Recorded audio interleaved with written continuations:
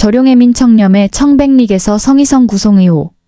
그의 암행어사 행적이 춘향전 이몽룡의 모델이 됐다. 효종이 사관을 국문하는 것은 얼로 막는 것이라 직언, 강직함 높이 산 숙종은 그의 초당 찾아 묵었다는 전설도. 청렴함 인정받아 4차례나 암행어사로 발탁돼 감찰 활동. 경북 영주시 이산면 신암리에 세워진 개서정. 개서 성희성의 13대 종손 성기호 75씨가 초당이 정자로 바뀐 내력을 설명하고 있다. 지난 7월 진경준 49 검사장이 현직 검사장급으로는 처음으로 구속됐다.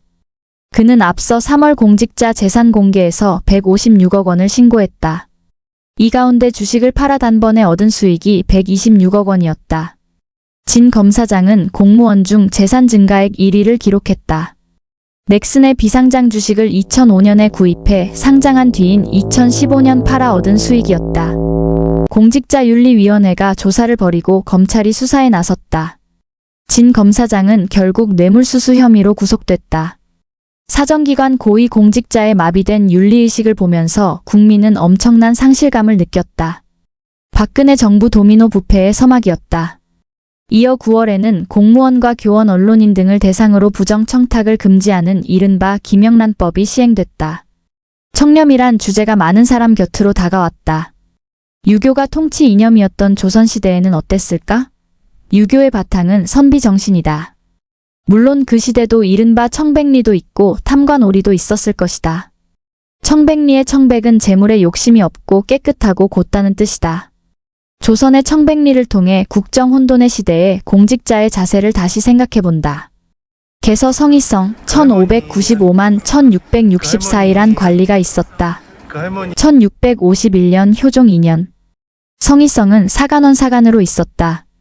임금 옆에서 바른말을 하는 역할이다. 효종 임금은 어느 날 사관 이명익이 경연 임금이 신하들과 국정 등을 협의하는 자리에서 나온 청나라. 북벌과 관련된 일을 입 밖에 냈다 하여 그를 국문 임금이 직접 하는 신문하겠다고 했다. 이에 성희성은 그런 일로 사관을 국문까지 하는 것은 언로를 막는 것이라고 단언한다. 그의 직원의 임금은 불같이 화를 냈다. 이조판서 정세규가 사태를 수습하려 애썼지만 임금은 들은 척도 하지 않았다. 성희성은 그 길로 관직을 물러난다. 그는 사관으로 있는 동안 직원으로 일관했다. 그 때문에 성희성은 식년문과에서 병과로 급제하고도 주위의 시기로 승진이 순조롭지 못했다. 직원 1삼다가 임금 노여움 사면서 낙향. 경북 봉화군 무ля면 가평리에 있는 개서종택의 사랑채인 개서당. 본래는 초가였지만 아들이 처가 재산으로 다시 지었다고 한다. 성희성은 낙향했다. 그는 외가 맞은편에 띠집초당을 짓고 지낸다. 11월 3일 경북 영주시 이산면 신암리 개서초당을 찾았다. 성희성이 당시 머물렀던 곳이다. 개서 선생의 13대 종손인 성기호 75씨가 길을 안내했다. 초당 앞으로 냇물이 흐르고 뒤는 야트막한 산이 휘감아 두른 곳이다. 번잡함을 싫어한 청백리의 고고한 기운이 느껴지는 지세다. 아쉽게도 지금은 초당 앞으로 영주-울진간 36번 국도가 고가 형태로 뚫리면서 주변이 산만해졌다. 초당 앞에는 고목이 된 회화나무가 앙상하게 서 있었다. 400년이나 제자리를 지켰을 나무다. 회화나무는 선비의 기계를 상징한다. 개서초당은 그 뒤 개서정으로 이름이 바뀐다. 정조식이다. 초당은 세월이 지나면서 비바람에 시달려 주춧돌과 섬돌이 기울고 넘어졌다. 후손은 그 터에 새로 집을 지었다. 그는 방 한 칸이던 초당에다 툇마루와 방 하나를 덧붙여 증축했다. 띠로 덮은 지붕은 오래 유지되도록 기와로 교체했다. 그는 기와를 올린 뒤 조상의 청빈 정신을 훼손한 것 같아 마음에 걸렸다. 후손은 병조판서 최재공을 찾아 그 뜻을 전하고 개서정의 내력을 담은 기문을 부탁한다. 지금 이곳의 현판은 개서정이다. 개서초당이란 편액은 정자 안에 걸려있다. 영주시는 지난해 4억 원을 들여 개서정을 재단장했다. 낙향한 지 2년 뒤인 1653년 성희성은 창원부사로 다시 부름을 받는다. 개서초당에는 숙종 임금이 세자 시절 성품이 강직한 성희성을 그리워해 몰래 찾아와 하룻밤을 머물렀다는 전설이 내려온다. 초당 뒷산의 오솔길을 따라 임금님이 왔다고 해요. 지금도 뒷산을 왕산이라 부릅니다. 임금님은 이곳에서 하룻밤을 묵었다 갔답니다. 그래서 개서정을 어화정으로 부르기도 해요. 종손성 씨는 집안의 대대로 전해온 개서정에 관한 일화를 이렇게 기억하고 있었다. 청백리 성희성의 이력에서 눈에 띄는 것은 암행어사 직책이다. 그것도 사차례나 지냈다. 청렴하다는 평을 듣지 않고 발탁되기 어려운 자리일 것이다. 1637년 2월 관리들의 정사와 민원을 살피고 임금께 보고하는 경상도 진율어사를 시작으로 그해 7월에는 호서 암행어사를 맡았다. 또 46세와 53세에 호남 암행어사를 두 차례 더 지냈다. 성희성의 호남 암행어사 시절 이야기는 그 유명한 춘향전의 바탕이 된다. 소설의 주인공 이몽룡이 실존 인물 성희성을 모델로 했다는 건 학계에서 정설로 받아들여지고 있다. 설성경 72연세대 국문과 명예교수가 이 학설을 대표한다. 성희성이 남긴 개서일고 중 호남암행록에는 춘향전의 탄생을 암시하는 글이 등장한다. 두 번째 호남 암행어사를 맡았을 때다. 1647년 12월 초하루의 일기는 이렇다. 춘향전의 배경이 된 호남 암행어사 행적. 개서정의 문을 열면 성희성이 낙향에 띠집을 지었던 시절의 개서초당이란 현판이 나온다. 날이 밝아 길을 떠나니 심리 못 미치는 곳이 남원 땅이었다. 부사 송응주가 마중 나와 진사 조경남 댁에 자리를 마련했다. 조 진사는 내가 어릴 때 송림사에서 공부를 가르쳐주던 분이다. 김효년 역시 암행으로 이곳을 지날 때 진사를 뵙고 광안루에서 같이 누워 이야기를 나누었는데 이제 그는 운명하고 없다. 오후에 광안루에 도착하니 늙은 기생 여진과 늙은 아전 강경란이 와서 저랬다. 날이 저물어 기생등을 모두 물리치고 소동설이와 함께 광안루 난간에 앉으니 소년 시절 일을 생각하며 깊도록 잠을 이룰 수가 없었다. 설성경 교수는 성희성의 기록은 그가 직접 옛 연인을 말하지는 않았으나 앞뒤 정황으로 보아 틀림없이 연인을 그리워한 대목으로 판단된다고 말했다. 소년 시절 일은 기생인 춘향과의 만남으로 추정한다. 성희성의 아버지 성한의 1561만 1629는 실제 5년 동안 남원 부사를 지냈다. 성희성은 아버지를 따라 13세부터 18세까지 남원에 있었다. 그는 남원에 머무는 동안 기생을 사귀었고 수십 년이 흐른 뒤 암행어사가 돼 남원을 찾은 것이다. 성희성은 다시 옛 연인을 만나려 했지만 그 기생은 죽고 없었다는 게 설 교수의 주장이다. 춘향전의 클라이맥스는 암행어사 출두 장면이다. 성희성의 사대손 성섭 1718만 1788은 교화문고에서 자신의 고조 성희성이 남원 땅에서 행한 암행어사 출두를 다음과 같이 기록했다. 우리 고조가 암행어사로 호남에 갔을 때 한 곳에 이르니 호남 12읍의 수령이 크게 잔치를 베풀고 있었다. 한낮에 암행어사가 거린 행색으로 음식을 청하니 관리들이 말하기를 객이 능히 시를 지을 줄 안다면 이 자리에 종일 있으면서 술과 음식을 마음껏 먹어도 좋지만 그렇지 못하면 속히 돌아간만 못하리라 했다. 곧 한 장의 종이를 청해 시를 써주었다. 거 준중미 주천인열 반상가 효만성고 총루락시 민루락 가성고처원성고 동이의 술은 천사람의 피요 상 위에 안주는 만 백성의 기름이라 촌농 떨어질 때 백성 눈물 떨어지고 노래소리 높은 곳에 원성소리 높더라. 여러 관리가 돌려가며 보고는 의아해할 즈음서리들이 암행어사를 외치며 달려들었다. 여러 관리는 일시에 흩어졌다. 당일 파출시킨 자가 6이나 됐다. 사정기관 청백리의 엄정한 법 집행 모습이다. 1639년 성희성은 암행어사를 마친 뒤 합천영감이 된다. 외직의 기관장은 예나 지금이나 부패의 유혹이 많은 자리다. 그의 손자 사위 권두이는 성희성의 행장에 당시를 이렇게 적었다. 합천영감이 되어서는 청렴하게 스스로를 지키고 백성을 어린아이 보살피듯 했다. 녹봉을 털어 전임 현감이 축낸 수백 석의 곡식을 채웠고 학교를 진흥시켰다. 당시의 감사관찰사와 병사, 병마절도사가 위세를 떨치고 포악해 아랫사람들에게 무례했는데 공에게는 감동에 깎듯이 예우했다. 가끔씩 가명에 비축된 곡식을 꺼내 굶주린 백성에게 나눠주니 백성들이 혜택을 보았다. 청렴한 현감 한 사람이 자기 관할구역은 물론 관찰사의 마음을 움직여 여러 고을까지 굶주림에서 구한 것이다.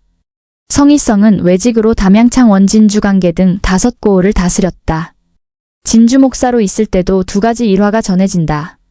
성희성은 진주의 장례 풍속을 바꿔놓았다.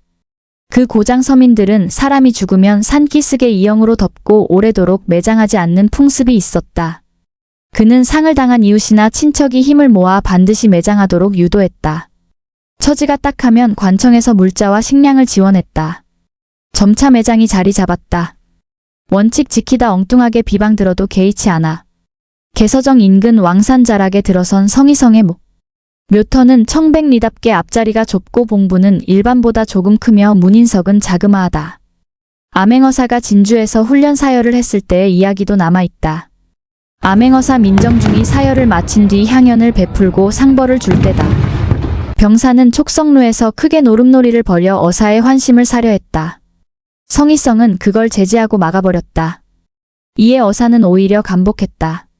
그는 조정에 들어가 보고했고 포상으로 표리, 옷감 한 벌이 하사됐다. 진주성에는 지금도 성희성의 청덕비가 남아있다고 한다.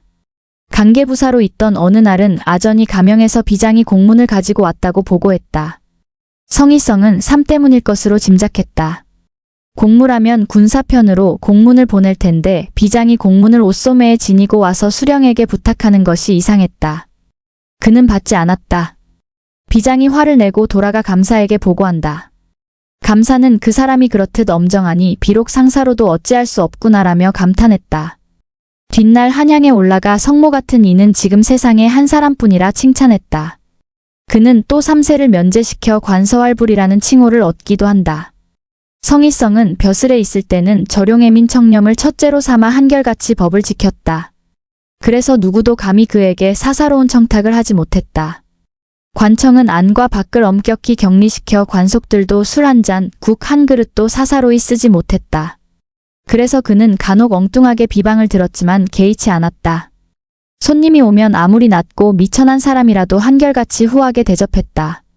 1695년 숙종 20일 성희성은 청백리로 녹선됐다. 조정은 자손들에게 녹봉으로 쌀과 콩을 하사했다. 조선 500년 동안 청백리에 녹선된 수는 정확히 헤아릴 수 없다. 다만 명단이 기록돼 있는 전고대방에 217명, 경종정 조순조대가 빠진 청선고에 186명이 실려 있다. 개서초당 답사에 앞서 기자는 이날 성희성이 나고 자란 경북 봉화군 무ля면 가평리 개서당에 미리 들러보았다. 개서종택이라고도 한다. 봉화읍에서 내성천 상류를 따라 8쯤 떨어져 있다. 안내판엔 아예 춘향전 이몽룡생가라고 적혀 있다. 부친 성한이가 임진왜란을 피해 고향 창녕에 기거하던 부모를 이곳으로 이주시키면서 터를 잡았다. 가장 먼저 보이는 소슬대문과 행랑채가 전형적인 사대부 가옥임을 직감케 한다. 소슬대문에 성희성이 암행어사 출두 때 적은 시가 걸려 있다. 개서당은 본래 50칸 규모였다고 한다. 정면 7칸, 측면 6칸의 미음자형이다. 마침 이날 서울 관광객 수십 명이 러브스토리의 고향을 찾았다. 청백리의 화려한 생가가 언뜻 이해되지 않았다. 종손 성씨가 설명했다. 본래는 허름하고 좁은 초가였답니다. 장남 성가파이 닥실마을 권씨 집안으로 장가를 들면서 상황이 달라졌어요. 사돈이 끼니를 굽는 집안 형편을 보고 심리들을 딸 앞으로 넘겼답니다. 권씨 집안에 관련 문서가 있다는 말을 들었어요. 그걸 미천으로 후손들이 종택 건물을 하나씩 지었다는 것이다. 그래서 안채와 사랑채의 걸림 연도가 서로 다르다. 집안은 청백리 후손답게 살림살이가 편하게 여기저기 놓여 있다. 개서당 오른쪽에는 개서 선생의 위패를 모신 사당이 있다. 사대 봉사를 넘어 대대로 제사를 모시는 이른바 불천위다. 임금이 내린 시호를 물었더니 종소는 없다고 했다. 그는 나라가 아닌 유림이 뜻을 모아 내린 불천위라며 그래서 더 자랑스럽다고 말했다. 개서의 5대 종손 성원극은 전백당이라는 호를 쓰며 후손들에게 청백리의 정신을 전했다. 끼니 굽는 며느리 덕분에 청백리 집 초가면회. 방문한 날 종손 내외는 이틀 뒤 예정된 묘제 준비로 바빴다. 영주 이산면 개서정 뒤 왕산의 능선을 따라 10분쯤 내려가면 성희성의 묘가 나온다. 청백리의 묘는 보통보다 조금 큰 봉분의 문신석이 좌우에 하나씩 서 있고 오른쪽엔 비석이 있었다. 작은 소나무들이 묘를 감싼 조촐한 곳이다. 종소는 비석을 짚어가며 비문을 차례로 읽어내렸다. 오이도 총부 부총관 오광운이 지은 비문의 마지막은 이렇다. 신하의 도리에는 3가지가 있으니 임금을 섬김에 충직하고 백성에 임하여선 은혜롭고 벼슬살이에는 청백함이라 공에게 능한 것은 진실로 이 세 가지이고 능하지 못한 것은 명예와 지위를 얻음일세. 묘터는 앞자리가 좁고 가팔라 명당이라고 보기는 어려웠다. 성희성은 만년에 사는 집이 비바람을 가리지 못할 지경이었지만 살림에 마음을 쓰지 않았다고 한다. 토지가 읍 가까이에 있자 친지들이 집터로 혹은 묘터로 달라고 하면 다 내주었다. 주식 특혜로 수백억 원을 챙긴 진경준 검사장과는 달라도 한참 달랐다. 권력과 부귀를 멀리한 조선의 청백리는 자신이 누울 자리마저 여유 있게 남겨두지 않았던 것일까? 박스기사 춘향전 이몽룡과 암행어사 성희성 마이너스 어사화판에 적힌 광안루에 퍼지는 꽃향기. 개서 성희성의 유물 사선 얼굴 가리개 왼쪽. 성희성이 과거에 급제에 받은 어사화위. 조선 인조가 성희성에게 준 담양부사교지. 요즘으로 치면 임명장에 해당한다. 성희성의 13대 종손 성기호 75씨는 2014년 집안에 내려온 유물 700여 점을 경북 안동의 한국국학진흥원에 기탁했다. 당시 기탁한 유물은 성희성이 과거 급제 때 받은 어사화를 비롯해 호남에서 암행어사로 활동하며 일기로 쓴 암행록, 관직 임명장인 교지 등이다. 눈길을 끈 것은 어사화를 보관하는 어사화판이다. 어사화판에는 일반적으로 적혀있는 문과 급제 등의 내용 대신 남원 광안루를 연상케 하는 광안영학, 광안루에 퍼지는 꽃향기라는 네 글자가 적혀있다. 유물에서도 소설 춘향전이 떠오르는 이유다. 종손 성씨는 대구에서 직장 생활을 하다가 30년 전쯤 고향으로 돌아왔다. 그는 종택에 내려온 유물을 보관하는데 어려움을 하소연해왔다. 어렸을 적만 해도 사랑방이나 사당의 고서가 수북했습니다. 선고 돌아가신 아버지께서는 한 번 집을 나가면 일주일에서 열흘씩 집을 비웠어요. 그때는 막말로 문 열고 책을 들고 가면 그만일 정도였습니다. 자신이 대구에 나가 있는 동안은 가까운 친척에게 관리를 맡겼는데 그때도 유물이 많이 분실됐다고 한다. 어떤 학자는 연구를 하겠다며 책을 빌려간 뒤 일부를 훼손하고 돌려줘 가슴을 아프게 했다.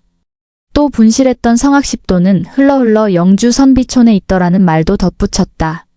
그가 남아있는 유물을 기탁하기로 결심한 배경이다. 유물을 기탁받은 국학진흥원은 국문학자들이 주장해온 춘향전 속 이몽룡이 실존인물을 모델로 했다는 사실을 연구하기 시작했다.